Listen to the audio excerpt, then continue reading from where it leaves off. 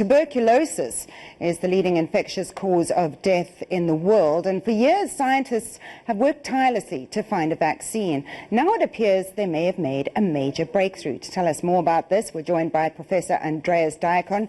He's the CEO as well as a researcher for TASC. It's an organization that does clinical trials. Professor, thanks so much for your time. Tell us a little bit more about this vaccine and why it's being considered a breakthrough.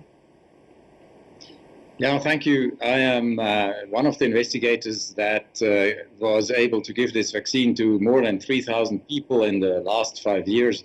It was, of course, not only me, but a team effort.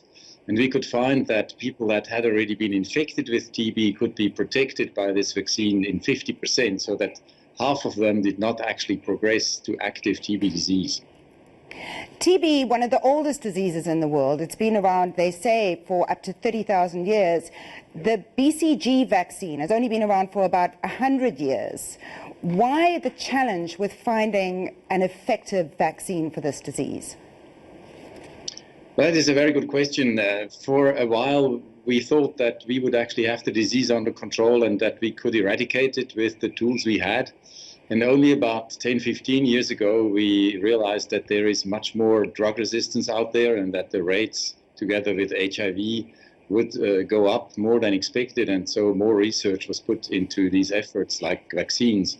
And we are now very happy to report that such a vaccine can actually work, which is not naturally clear, because you can have TB more than once. So if the disease itself doesn't actually protect you from getting it again, it's rather difficult to create a vaccine that would protect people from it. So how does your vaccine differ from, say, the BCG vaccine? The BCG vaccine is a very old concept where one modified the bacterium itself, so the culprit for this infection, and treated people with it so they could build immunity. The new vaccine is a modern design where one engineers it from particles that will stimulate the immune system, and then one tells the immune system specifically to now defend against TB.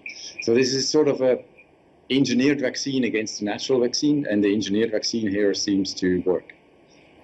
It's a breakthrough and it's exciting news, but for people out there who would need access to this vaccine, what kind of timeline are we looking at? The vaccine will certainly have to be tested further. I mean, it only has an efficacy of like 50%, which is good, but it's not close to the 100% we would actually want. And we also, for safety reasons, only tested it in people that are HIV negative. So the program will now have to extend it to include more people and see if we can get the same good results in a wider spectrum of people. But now that we have this success, there will certainly be a high speed put on these evaluations, and we will hopefully see this vaccine rolled out in the next few years. Professor Andreas Diacon, CEO as well as a researcher for TASC, thank you so much for your time. Well, let's take a look at some international news now.